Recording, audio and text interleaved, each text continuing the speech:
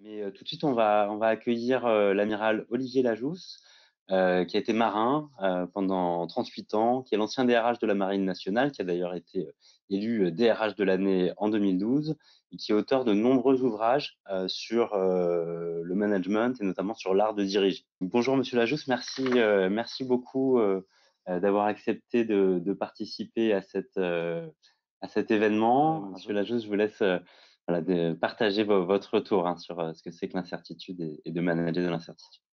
Merci beaucoup. À nouveau, bonjour à toutes et à tous et merci de m'accueillir. Je ne vais rien vous apprendre, à mon avis, que vous saviez déjà, que vous ne sachiez déjà, mais je vais vous inviter à le revisiter avec les lunettes d'un marin. Moi, ce que m'a appris ma vie de marin, 17 ans passés à la mer, avec des équipages d'hommes et de femmes au service de la France, comme vous l'êtes, eh bien, c'est que plus il y a de la tempête, plus il faut savoir s'adapter, se concentrer, rester calme, décider, ne pas juger et rassembler. Et donc, c'est le nom que j'ai donné aux 6 balises du chenal que je vais vous proposer de passer les unes après les autres pendant ce petit quart d'heure ensemble et qui va recouper ce qu'a dit Madame la ministre et votre directrice générale, Madame Collin. Vous allez retrouver beaucoup de repères qu'elles ont déjà posés dans la réflexion de cette journée. La première chose, s'adapter, ben oui, chez nous les marins, on sait que celle qui commande, elle s'appelle la mer. Et c'est toujours elle qui a raison. Quand elle est en colère, elle nous oblige à ralentir l'allure, à aller tout doucement. Vous l'avez vu dans ce film, aussi gros que soit le bateau, on est un fétu de paille au milieu de l'océan et il faut franchir les vagues les unes après les autres en restant en sécurité et en vie.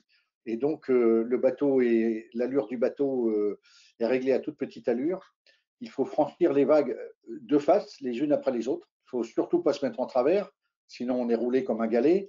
Et encore moins croire qu'on sera en sécurité en partant mer de l'arrière, car la mer va très vite, les vagues vont très vite, et donc elles vous submergent et vous font couler. Il faut donc faire face et sereinement, calmement, passer les vagues les unes après les autres, en tenant le bateau en sécurité.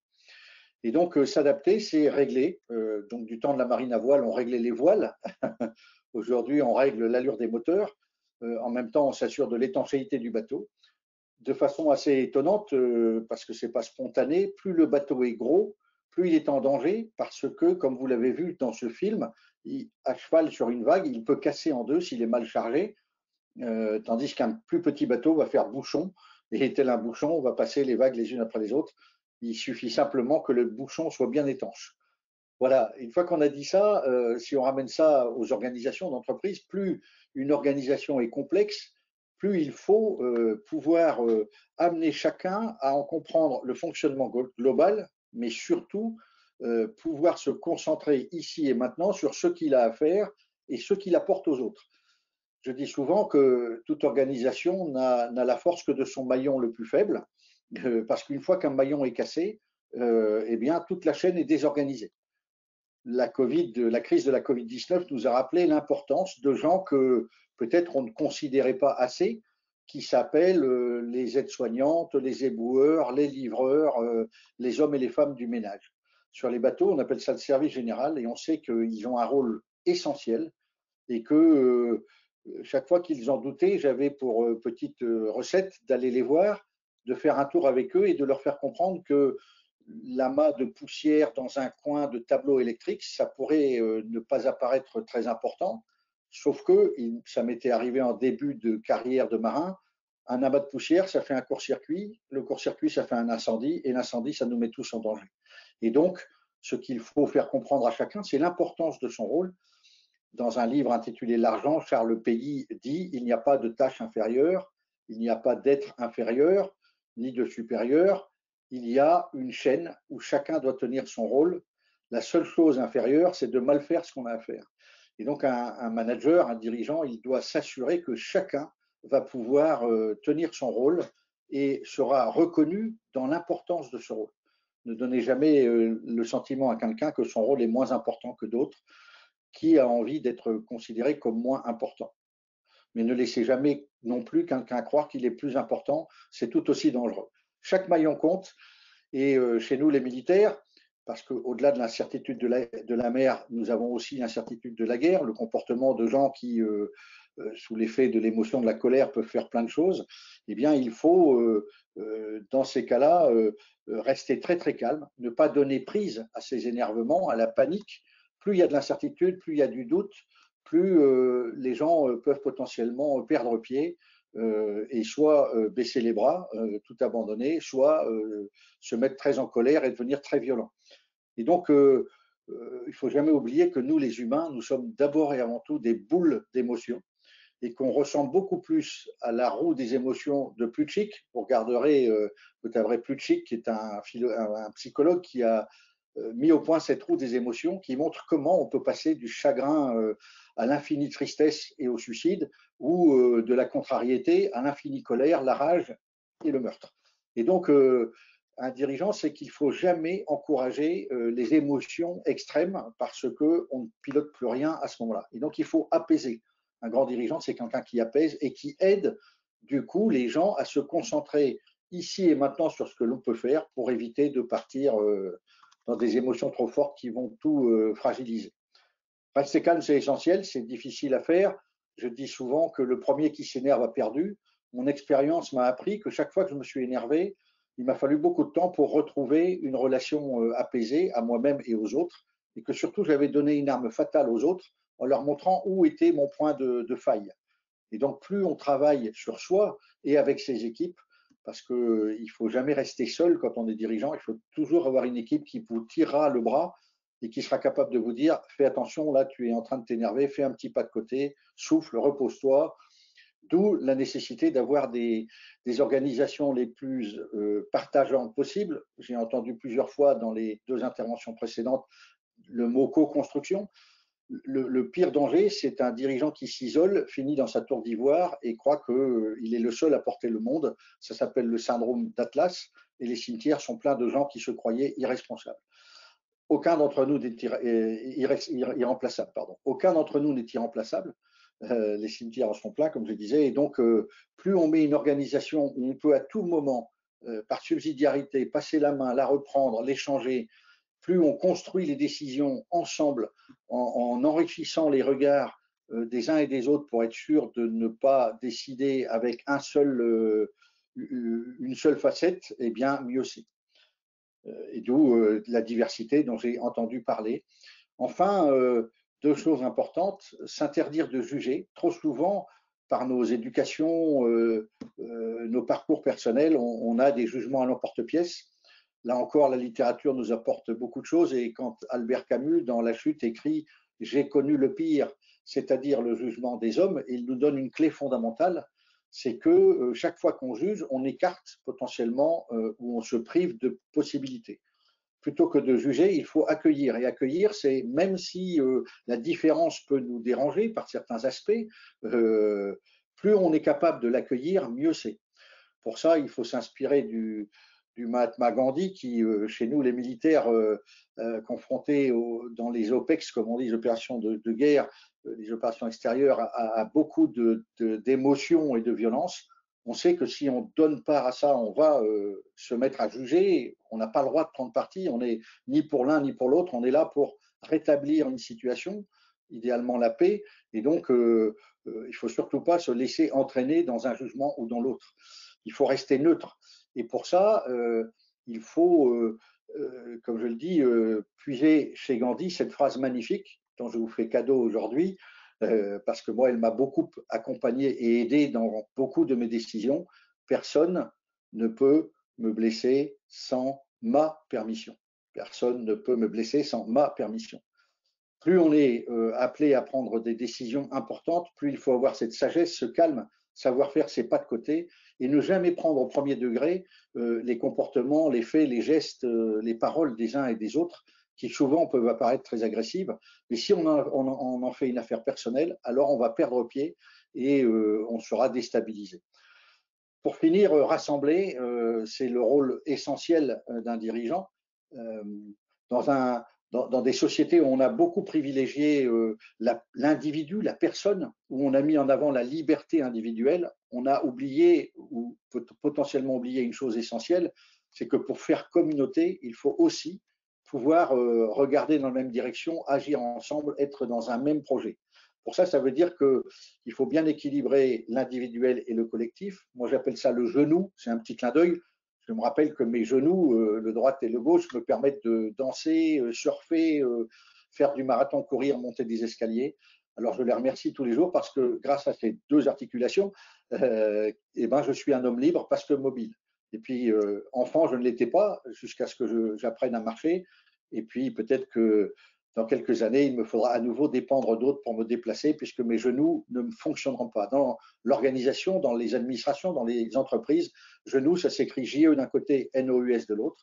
Il ne faut pas faire des jeux, des égos égotiques, aussi talentueux soit-il, et il ne faut pas faire du nous un nous étouffant, interdisant toute possibilité d'imagination, d'innovation. Et donc, il faut en permanence trouver le bon équilibre entre le jeu et le nous, l'individuel et le collectif, et mobiliser les gens sur quelque chose qui, comme ça a été dit par Madame Collin, permet à la fois de se concentrer ici et maintenant pour sortir en vie de la tempête, tout en ayant un rêve, un projet, quelque chose qui va nous guider et qui va nous permettre de regarder l'horizon, même si les vagues nous le cachent régulièrement. Quand on est en haut de la vague, on voit l'horizon. Quand on est en bas, on ne le voit pas. Et bien, chaque fois qu'on le voit, en se disant bientôt, la tempête se calmera et la ligne d'horizon nous permettra de continuer notre route. Et plus on aura appris à vivre et à travailler ensemble, à bien équilibrer les jeux, les nous, à co-construire ensemble la vision, plus on sera un équipage, c'est un mot-clé dans la marine, et les équipages qui gagnent, qui réussissent, qui tiennent la distance pendant 7, 8, 9 mois de mission loin de leur port-base, ce sont ceux qui ont ces 6 balises comme repère. Merci de votre attention. J'espère que ça aura été un bol d'air pour vous. Merci beaucoup pour cette prise de parole passionnante, inspirante. Alors, il y a quelques questions, donc on va vous en poser quelques-unes tout de suite, mais j'invite tous les participants à continuer à en poser si vous en avez d'autres. On a une petite dizaine de minutes pour échanger avec vous. Célia, je te laisse poser la première question à Monsieur Lajous. Oui, bonjour à tous. Effectivement, on a quelques questions. Je vais commencer avec la première qui vous était adressée. À un moment où le travail à distance est devenu un petit peu la règle, certains agents ont le sentiment de perdre le sens de leur travail. Dans ces circonstances, comment est-ce que on peut les rassurer sur le fait que leur rôle est essentiel afin de ne pas ajouter en fait le désengagement à l'incertitude? Oui, absolument. C'est vrai que euh, euh, le fait de se retrouver tout seul à télétravailler chez soi peut assez vite laisser penser que s'interroger sur à quoi on sert.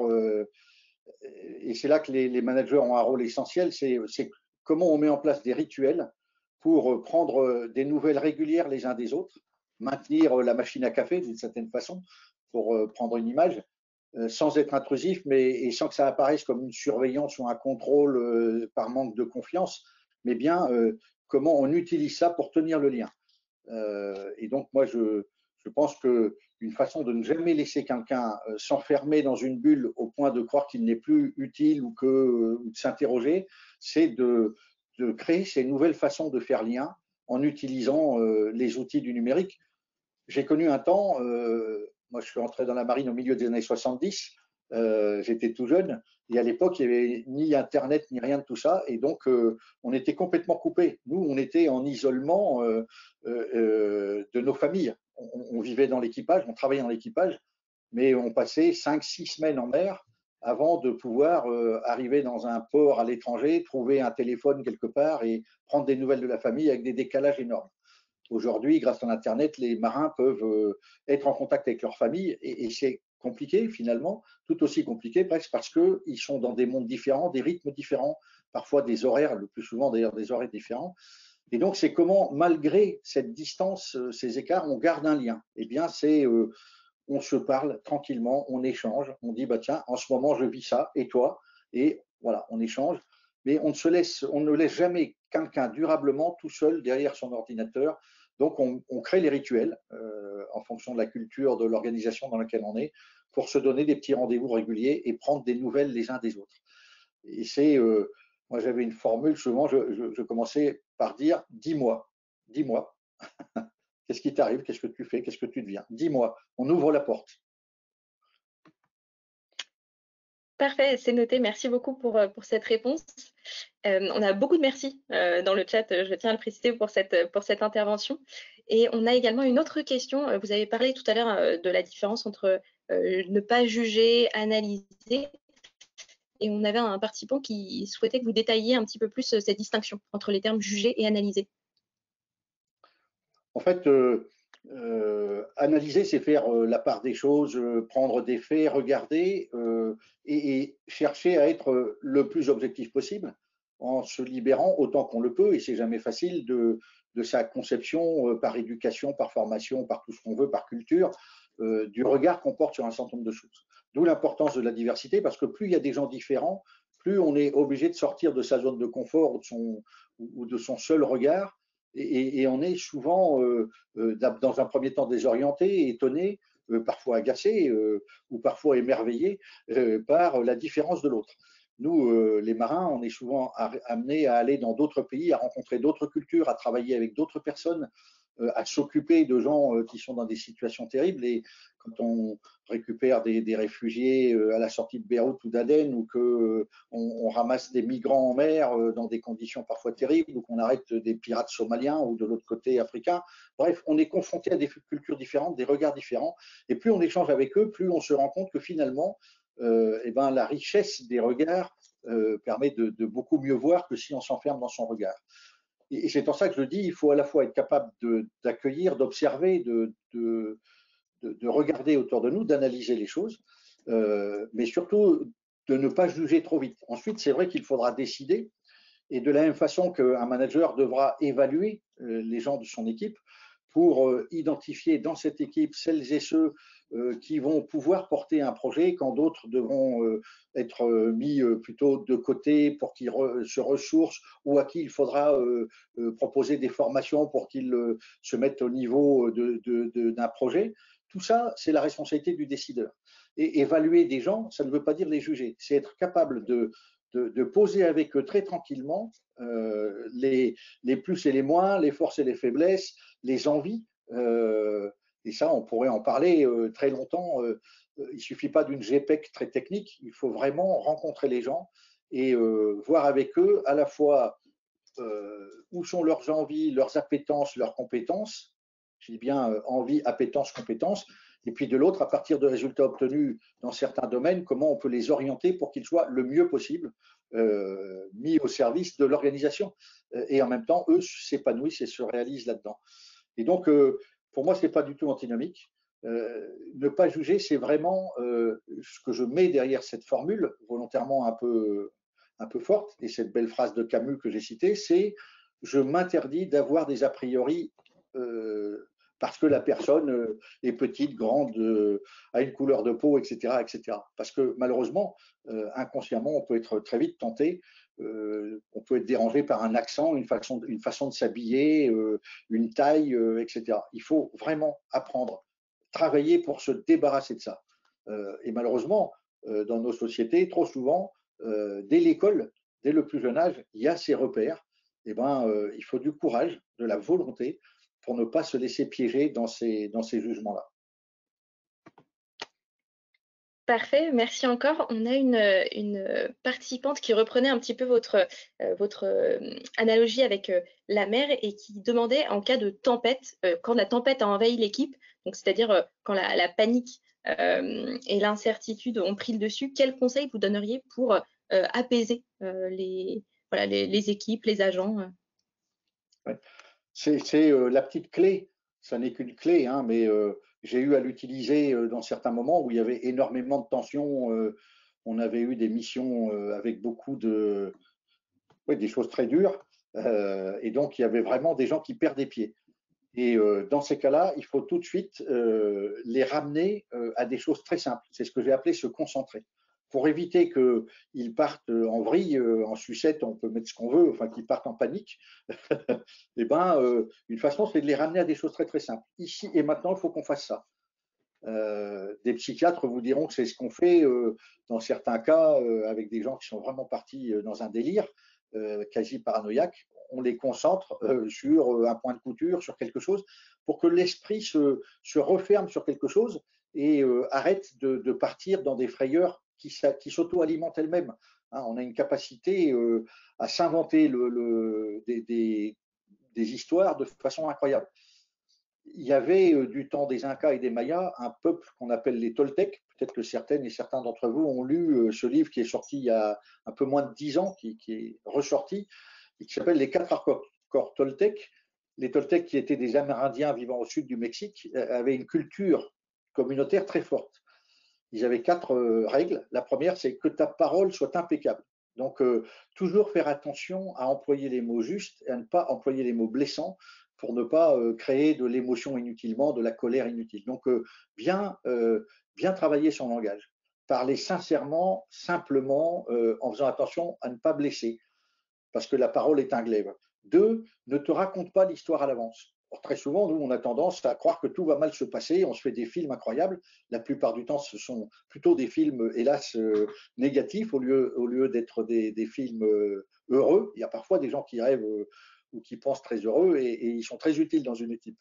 Ce n'est pas forcément des naïfs ou des bisounours. Et donc, ne fais pas l'histoire à l'avance. Ne pense pas à la place de l'autre, demande-lui ce qu'il pense. C'est mieux que d'interpréter parce qu'il a telle ou telle réaction, son visage a bougé de telle façon. Non, j'interprète pas, dis-moi. Et puis, ici et maintenant, fais de ton mieux. Et plus c'est secoué ici et maintenant, plus c'est sur des choses très simples qui vont garantir la sécurité, qu'en concentrant son esprit, on évite la panique.